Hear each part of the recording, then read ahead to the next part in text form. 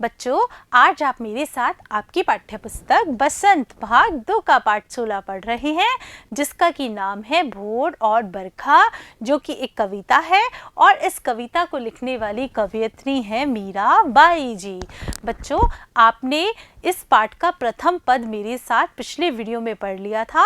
आज पाठ के इस भाग में हम पाठ का दूसरा पद पढ़ने वाले हैं। चलते हैं दूसरे पद की तरफ, देखते हैं दूसरे पद में क्या है। बच्चों, ये जो दूसरा पद है ये सावन के महीने में होने वाली बारिश से संबंधित है। इस पद में मीरा बाई को जब पता चलता है कि उनके कृष्ण भगवान आने वाले हैं, उनके प्रियतम आने वाले हैं, तो उनके मन में बहुत अधिक उमंग पैदा हो जाती है। इसका वर्णन इस पद में किया गया है। देखते हैं। बरसे बदरिया सावन की मन भावन की, सावन में उगम्यो मेरा मनवा, भनक सुनी हरे आवन की। उमड़ घुमड़ चौदिस से आया, दामिन दरखे झर लावन की।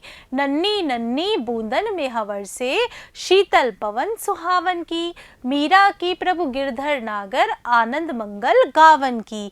देखिए बच्चों, मीरा बाई ने बारिश का कितना मनमोहक वर्णन प्रस्तुत किया है और यह बारिश उनको बहुत अधिक आनंद देने वाली है।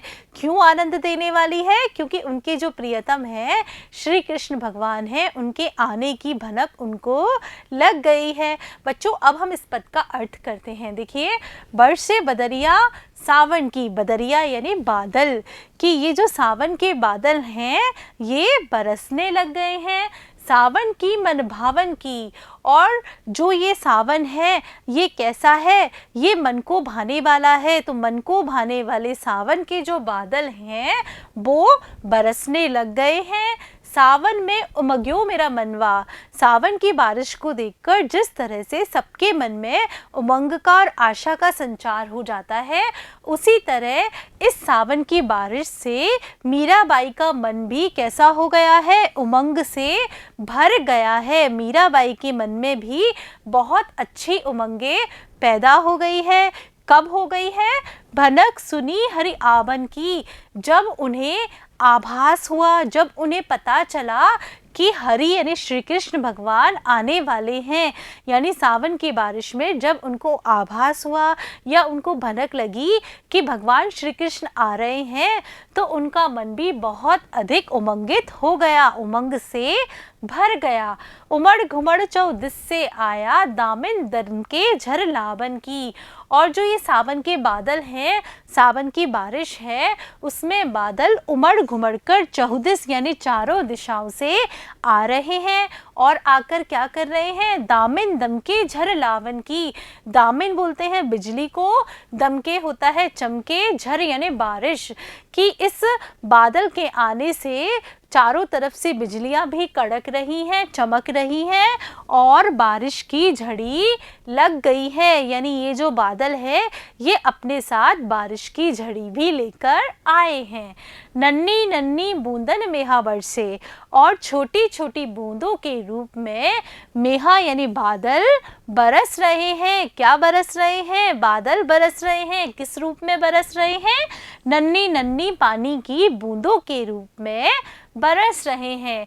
शीतल पवन सुहावन की, और इस सावन के महीने में जो पवन है वह कैसी है? शीतल है और सुहावनी है।